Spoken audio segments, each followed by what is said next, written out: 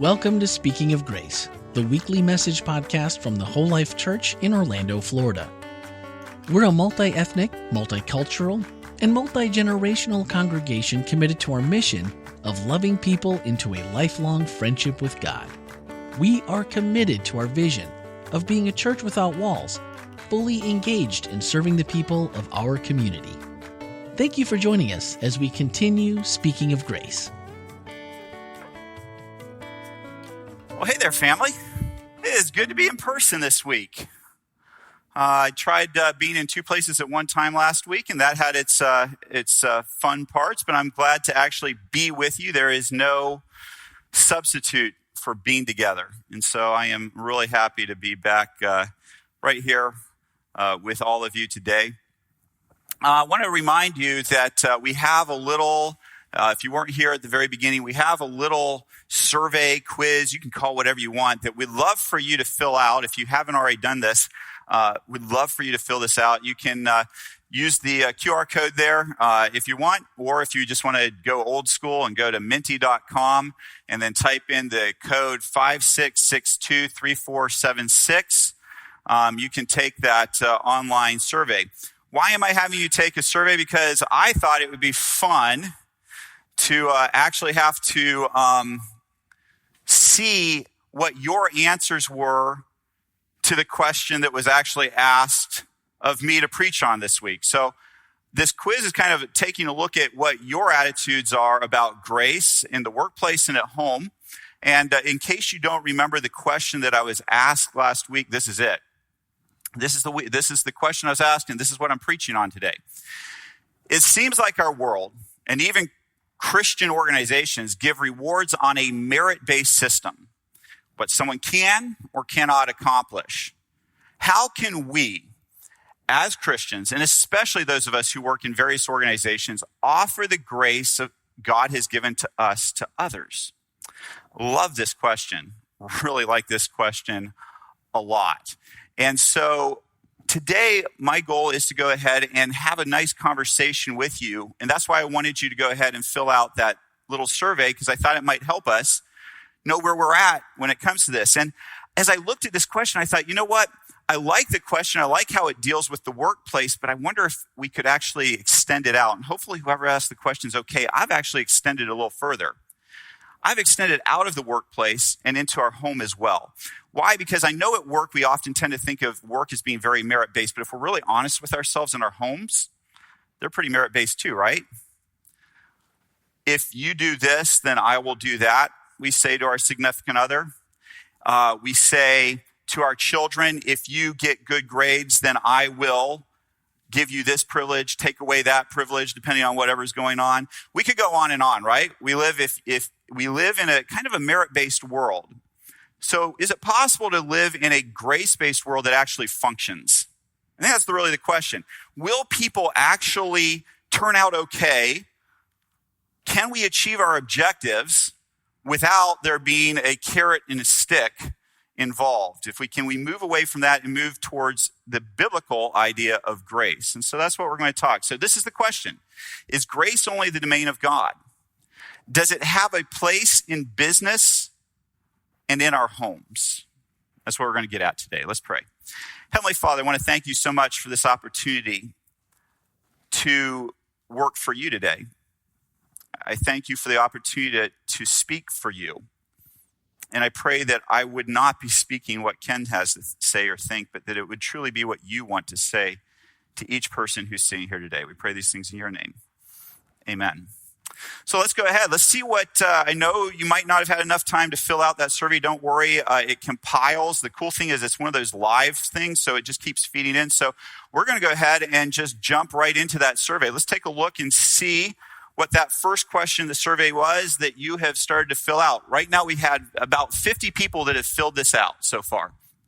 And so the first question was, my relationship with my employer is. And we asked you whether it was merit-based or grace-based. And by the way, we defined that out, right?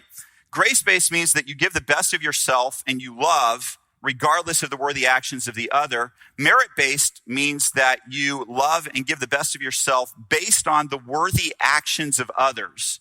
So your employer, Are they grace-based or are they merit-based? Well, right now, it looks like it's going back and forth. We have 53 people now that have filled it out. So, but it's hovering right in that 3.7 area. So most of you feel like your job tends to be a little bit more merit-based than grace-based. In fact, we'll just say a lot more merit-based than grace-based. So let's go ahead and go to our next question.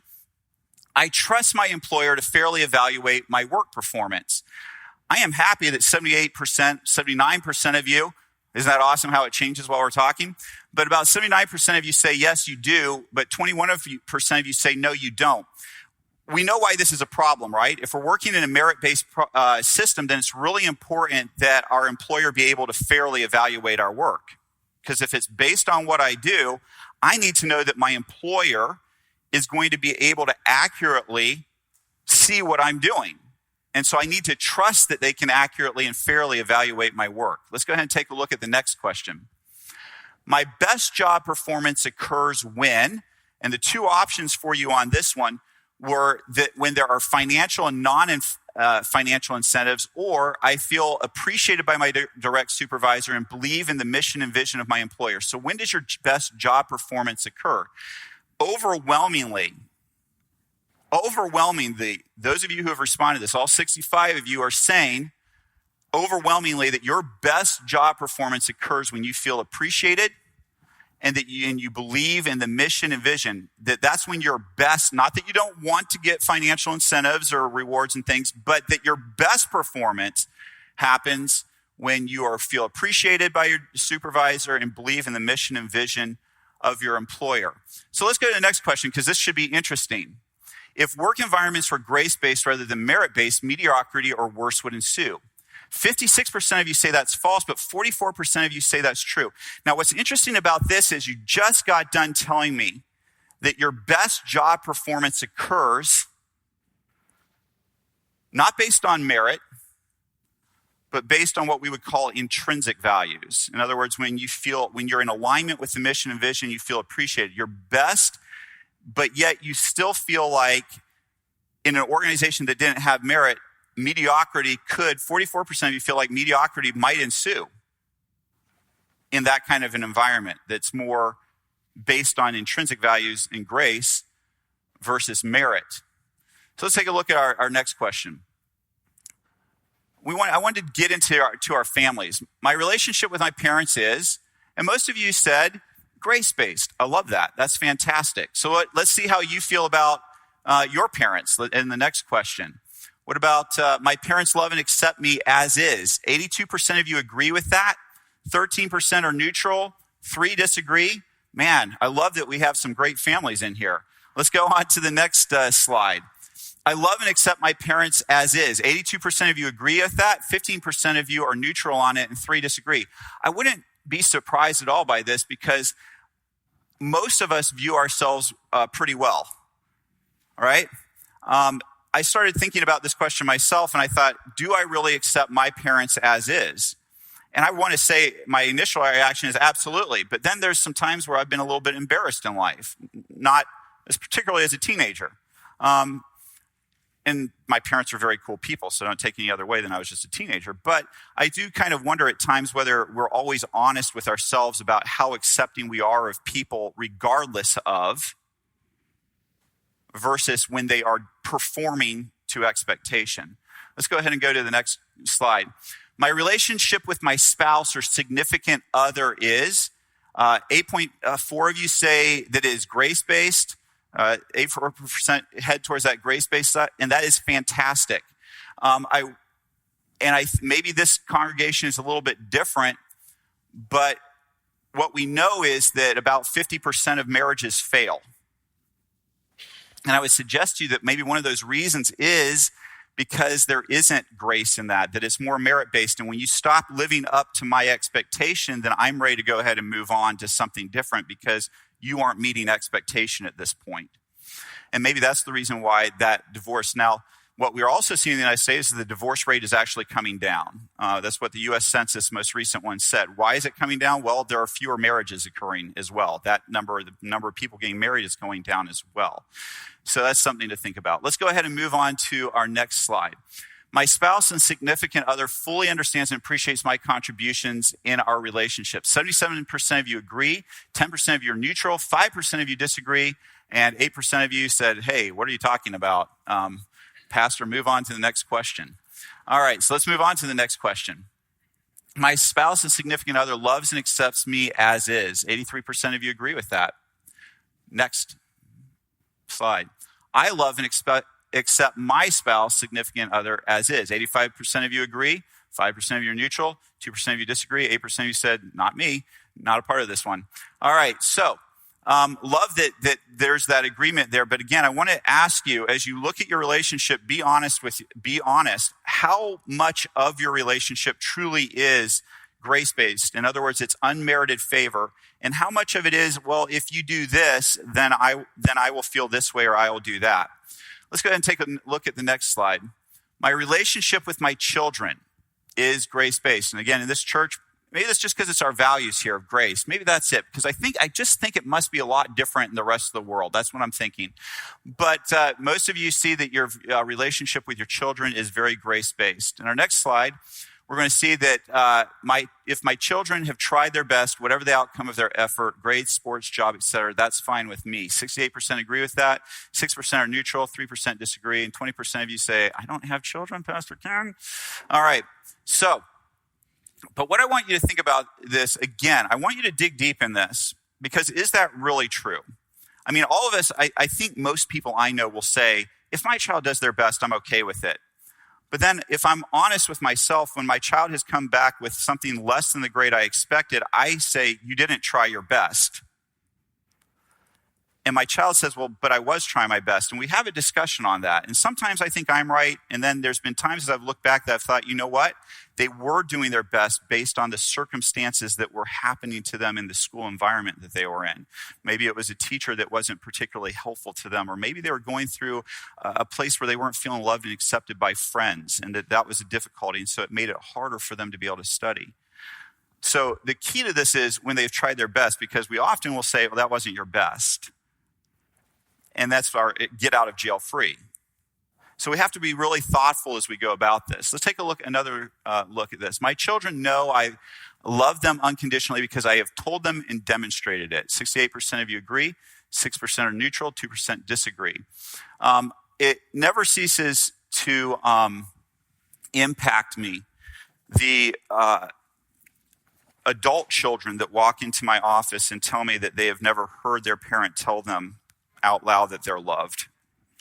And I'm glad that appears to not be so much the case here at Whole Life. But I can tell you in the rest of the world, it's a real issue. That love is not always very well demonstrated or spoken through our parents. And so if you've been blessed with that, recognize that you're blessed. Because that's not what everybody grows up with or expects. So what I'm trying to get at with this is that we live in a world that often focuses on the merit-based side of things. And we feel like the carrot and stick is the best way to get results. So that grace-based idea, love and the best of yourself is given regardless of the worthy actions of others, versus the merit-based is that love and the best of yourself is given based on the worthy actions of another. We live in that, well, but does that just apply to church? Does it just apply to family? Does that actually work in business? I want to talk to you about a couple concepts that we love to talk about in organizational leadership. My master's degree, for those of you who aren't aware, is from Gonzaga in organizational leadership. And this is one of the things that we like to talk about a lot in organizational leadership, is what motivates people, what gets them to accomplish the goals of the organization. And so what you have are two different ideas of motivation. The first is this idea of intrinsic motivation, motivation that comes from internal values that are being satisfied. And so what you're looking for is people that align with the values, the ideals of your organization, not because they're going to get a reward, but because it satisfies an inner part of their soul. So that's what's called intrinsic motivation. The other is called instrumental or extrinsic motivation. And for the most part, what we're going to call it today is instrumental motivation. This is motivation that comes from something outside of yourself. It's the idea of a reward. You're going to get a bonus. You're going to get more time off. Your employer is going to put your name on a plaque.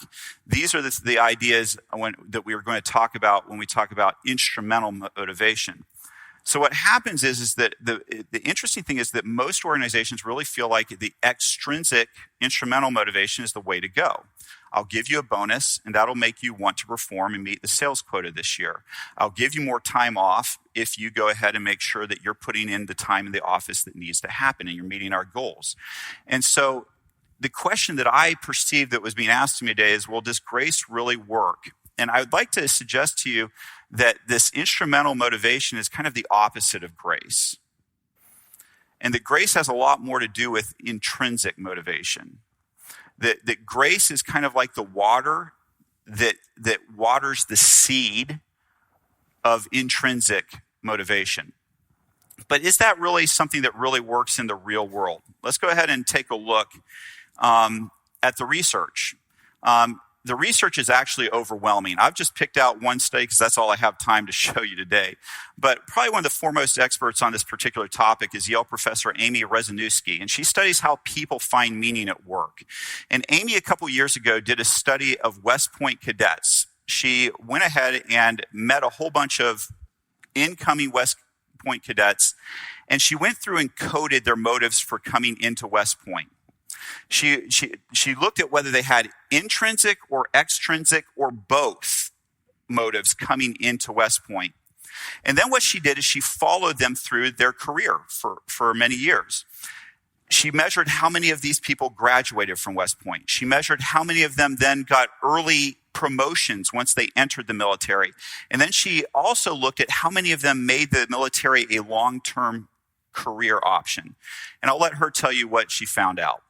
Who come into West Point with strong internal motives for being there do better on every single outcome that we study. They're more likely to graduate from West Point and become commissioned officers. They're more likely to be identified as being part of this early promotion pool. And they're more likely to remain in the military after their mandatory period of service has ended. On the flip side, those who have strong instrumental motives are less likely to be in the early promotion pool. They're less likely to remain in the military after their 5 years of service is up. The interesting thing is this. We find that even for those cadets who are internally motivated to be at West Point, to the extent that they also hold instrumental motives for being there, it harms the likelihood that they will have any of these outcomes, making it through West Point, becoming part of the early promotion pool, or remaining in the military following their 5 years of service. And so most people in common logic, I think, would argue that if you have one motive for doing something, having two motives to do it is even better, that it would make your motivation more persistent, stronger, and so on.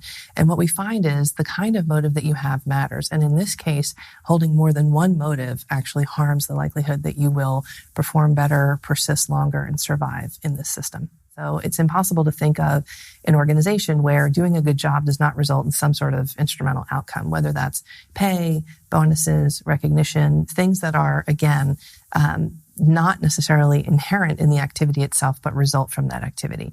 And the argument that I would make with respect to the implications of this, I want to be very careful because I've been asked, does this mean that we should pay people less? Because then they would focus on the internal benefits of their work. That's not at all the implication that I would take from this, and it's not the argument I would make. It's not that you should reward people less. It's that you should not focus them so strongly on the instrumental rewards of their work. Pay them fairly, reward them fairly, acknowledge them fairly. But the confusion that comes when the consequences of our actions get substituted as motives for our actions, there's the danger in that is the danger that we're trying to show with the results in this paper. I think probably one of the most shocking things to me was that I was with her. I thought two motives would be way better than if you can combine instrumental and, intrinsic, then man, you're going to get this great outfit. But even those people were harmed by that. The best outcomes come from people who are intrinsically motivated, that they find the meaning inside themselves. And they say, this is why I'm here. I want to do this for this reason. So when it comes to our homes, when it comes to our work, the best people in those organizations to help those things flourish and go are the ones that have that intrinsic motivation. So how do you find that? Well, I want to suggest that grace, again, is the water that helps the seed of intrinsic motivation grow. So how do we show grace in the workplace? I want to suggest to you that most of us have a fundamental misunderstanding about what grace is. We think that grace is somehow glossing over problems, that grace never addresses, and it's just basically, I'm good enough, you're good enough, let's go ahead and move on. That's not grace. I want to apply grace at home, at work, and really everywhere else. The first thing I want you to know about grace is this. Grace doesn't treat everyone the same. Grace doesn't treat everyone the same. As my wife likes to say, and she's a pre-K teacher, treating everyone the same isn't fair. If she gets a child with a special learning need in her classroom, treating that child the same as every other child isn't fair.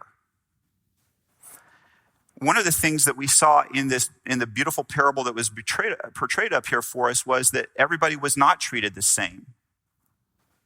And it came across as not being fair, but it really was. It was the landowner being good to these people. The next thing I want you to know is that grace speaks the truth in love. We have this idea sometimes that if we're going to be grace-filled, that we can't tell people hard things. That we can't say, hey, you made a big mistake at work. This was a big problem. Hey, you are being unkind to your fellow workers. That needs to stop. But that's actually the opposite of grace, to not do that. Think about grace. Grace is unmerited favor. So that rude, nasty person doesn't deserve what you're doing. But you know what a favor is? To let them know that it's not right. It's a favor to let them know. You're actually helping them by doing it when you say it in love. And we see that spelled out in Ephesians chapter 4, verse 15. We see that all through. Jesus says some really hard things to people, but he does it lovingly. That's grace. The next thing is that grace has boundaries. We, again, at work think, well, if I'm going to be grace-filled, that means that people can do whatever they want. No. You know what? Children and employees thrive when they know where the boundaries at work are at. This is what the expectation is. Don't do this, do this. We all feel a lot more settled and happy when we know what the expectation is and when it's clear. So grace has boundaries. Again, it's a favor to tell people that. We see it in the Bible, the 10 Commandments. Here's a boundary for you. That's what God says about his law. If you keep this law, your life is going to be better. It's a boundary for you. How about grace goes the extra mile? That landowner had they didn't have to pay their employees more, but grace goes the extra mile. How many of us would get so much more out of our employees if we actually went the extra mile with them? If instead of giving up on them, we actually went and got down with them and worked with them. I remember my first summer working at camp, I had an employee that I really decided I didn't want to bring back for the second summer. And I prayed about it over the interim. And so interviews came around in January. And I sat down and I spoke the truth in love to this person. I said, you were a terrible employee last year. Here's why. I know that doesn't sound loving, but it was loving. I explained this was not good. This was not, at the end of it, he was a little bit hostile. And then at the end, he was like, but you got some points there. And so he said, I really think, Pastor Ken, if you'll take a chance on me, I can turn this around. I'm so happy I did. He was one of my star employees for the next 3 summers. Fantastic. He was awesome. So many times we give up on people too early, and we actually lose out on great employees, great marriages, great friendships, great relationships, because we don't go the extra mile. We don't say, I'm going to take a chance. I'm going to go ahead and give a little bit more of myself than feels comfortable to give. Grace also listens and seeks understanding. So many of the times we, as employers and leaders, will talk to people, but we won't listen to them. That employee who isn't performing, is there a reason behind it? Is there stress at home? Are there financial issues going on in their life? Did they lose somebody they love? Are we listening and caring about what's actually happening in their life? When our spouse blows up at us, are we filled with grace and think, well, maybe this isn't all about me and I don't need to blow back up and I just need to listen and hear? When our parents talk to us in a way, do we stop and think, well, maybe they had a rough day at work? Do we listen and seek understanding in our relationships? That's what grace does. And finally, grace helps others find the joy, meaning, and fulfillment in their life. Sometimes the kindest thing you can do to somebody is fire them. It's doing them a favor because they're not happy where they're at. They're not finding meaning in the work that they're doing. You ask people who've been fired, and many of them will tell you that it was the best thing that ever happened to them. Now, I'm not saying you don't work a process. I'm not saying that you just go out and fire people and say, go find your way. But what I am saying is that sometimes hard decisions are what's in the best interest of another person. If you as an employer are interested in finding the best for another, you'll show grace. I know that one of my favorite bosses ever found out that I had been offered a job by a competitor and told me to take it. Because she was more interested in my joy, meaning, and fulfillment, and she knew that that other job was going to be better for me, even though it hurt her to have to find somebody to fill my position because she was happy with me. Grace in the workplace is the way to go, my friends. These are practical ways each one of us can show grace at work, at home, and really anywhere. And if we do it, I want to suggest to you we're actually going to get a better result than if we do the old carrot and stick. If you do this, then I'll give you that. That's a short-term answer. The long-term answer is grace and helping people find intrinsic meaning in their life that overflows into their workplace, into their marriage, and into their relationships. While it's the more difficult path, I want to suggest to you that extending grace at home, work, and all aspects of our life is far more likely to get us the results that we desire than living in a merit-based world. All right, now is the time where I get to ask Ken some questions. If this is your first time here, this is our part where our online community and you as well are able to directly participate. You can submit questions on either our church website, wholelife.church/live in that chat room, or join us on Facebook. And we already have some questions in, and I have a question of my own. So we'll just get right into it. But you guys, if you want to get it in, put them in right now because we don't have a whole lot of time for a lot of questions, but we will always answer them in the podcast if we don't answer them here. So, and that podcast is called This is Whole Life, which is available everywhere that podcasts are heard. And now that I've said all of that, let's get into that Q&A. All right. Good job, Stanley. Good job. I do film, and a lot of my industry, there's like 1,000,001 film festivals, and sometimes the results of those films that are receiving rewards aren't very good. And I can't help but say that this may turn into a celebration of mediocrity sometimes, which is very harsh. I understand that. But how can we extend grace to everybody and keep it from being a celebration of mediocrity? I actually think that merit-based brings more mediocrity than the opposite. And I think think about your film fest you're talking about. These are merit-based things that are happening. You have a panel of judges who are judging people. And so how they make those judgments sometimes are not very fair in a merit-based world. It isn't always fair. And so, yes, there's some mediocre things that turn up. I think in a grace-based situation, it isn't that every child gets a trophy at the end of the season, but it is that what we do is we celebrate what needs to be improved, as well as what went right. And we speak all those 6 different things that I listed out there. We speak the truth. We go the extra mile for people. And when we do that, I think that actually pulls us out of mediocrity. Because if we speak the truth, we say that film wasn't particularly good, as opposed to saying, hey, we're just going to have we're going to vote the best, and we don't necessarily have to give our rationale. We just vote the best. I think that I tend to think that that we get a better result when we do that. Is part of it maybe not knowing the results in the end, kind of like the parable where that kind of feels like everybody got a participation trophy, which I know a lot of times is like what millennials are blamed for, why they've ruined society, is because they received merit awards their whole life. I think that every generation has its pretty big flaw. And I don't know that it's good to celebrate mediocrity. But I think the idea of us together versus us competing has some merit to it. That there's some merit to being in it together versus me being better than you. And in the end, every single person did get exactly what had been promised to them in that parable.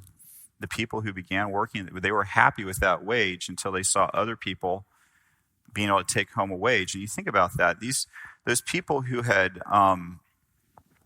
who came at the end of the day had families that they needed to feed. They'd been looking for work all day long, is what they said. Nobody's hired us, is what they said. And they had to go home to their family, and they were thinking, how am I going to feed my kids? How am I going to subsist? And the generosity of the landowner was that he helped them feed their family for that day. He helped each one of them feed their family. And I think I don't think that was rewarding mediocrity. I think that was going the extra mile, caring about the bigger picture. Interesting. Very good. I like that we're on the same team mentality of maybe where the thinking of that parable. Why does it bother us so much when somebody else gets something that's good for them? Oh, I'm not going to answer that one. All right. Next question is from Julio, and he asks, how do I know the limit for grace? Like someone can abuse your grace. What do you do? Yeah, that's a good question. And I think, it depends on the situation. I think that firstly, grace doesn't have limits, but grace does have boundaries, and grace does have speaking truth. Mm-hmm.